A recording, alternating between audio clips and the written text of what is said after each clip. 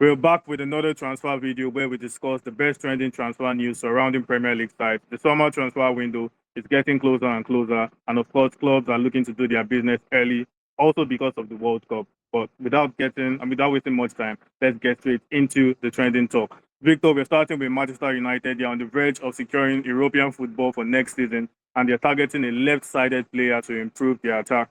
Their top target is Morgan Rogers, who is expected to cost around 100 million. And there's also Rafael from Milan, who is expected to cost around £50 million.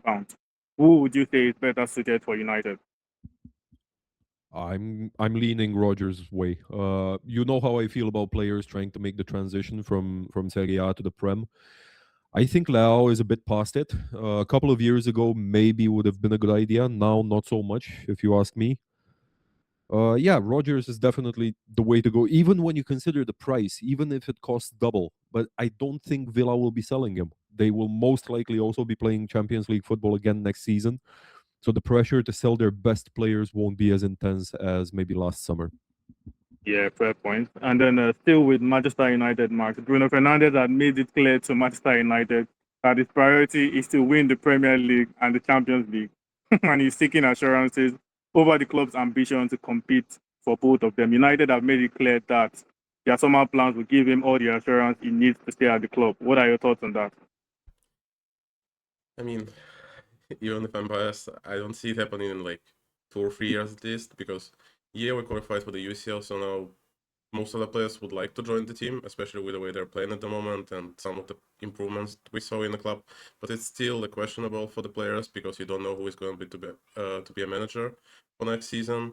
Maybe this is going to mess somebody's mind. But I mean, we can see them fighting for Europe every single season and maybe make it to the quarters, but title and the UCL win is kind of miserable for the moment. Yeah, fair point. And then moving off the pitch and over to Chelsea, Victor. The Blues have made contact with Anthony Iraola as they step up their search for a new manager.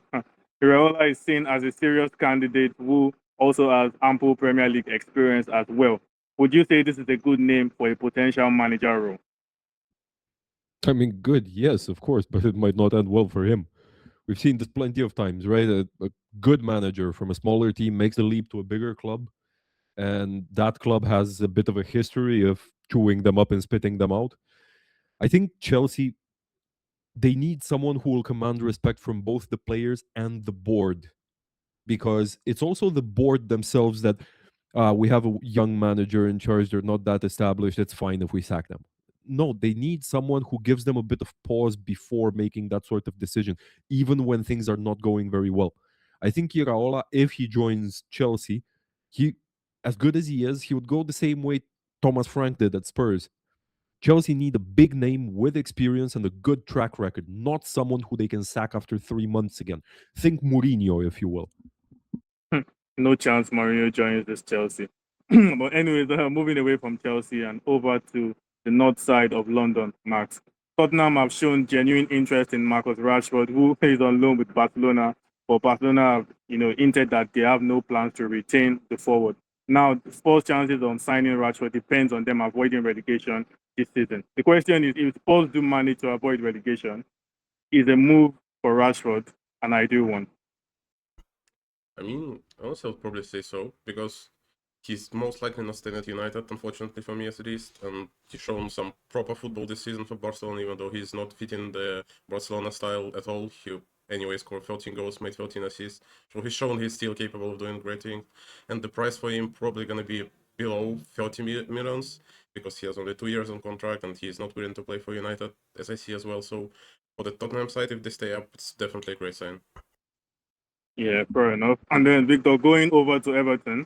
Everton have been handed a clear opportunity to sign Nathan Ake from Manchester City this summer. The defender is in search of regular game time and has struggled to see minutes at all under Pep Guardiola. Would you say this is a potential good deal for player and club? It would be interesting, but I think Ake might stay actually. Look at it this way: City are already letting John Stones go, who, by the way, is wanted by Everton. So I don't see them selling Ake in the same window unless the player puts in a request, which I find a bit unlikely. There will be a bit of an opening for a senior head in there, and Ake fits the bill. It would also be poor planning on City's part to let both of them leave, especially for very little money. Stones is going off on a free transfer. Ake would not command a very high fee either. They already need to get one, maybe even two center backs this summer to have some cover, and there will be plenty of competition for quality in that position because many other top clubs need strengthening in that position. So I don't see them letting Ake go unless he really throws a tantrum, but he doesn't strike me as that type of player. Well, you never really know who players can be. I mean, ask Isak last summer. But True. anyways, that's all we have for the latest trending transfer news. And we're sure that before our next episode, there will be even more development, and we'll be sure to discuss everything as they come.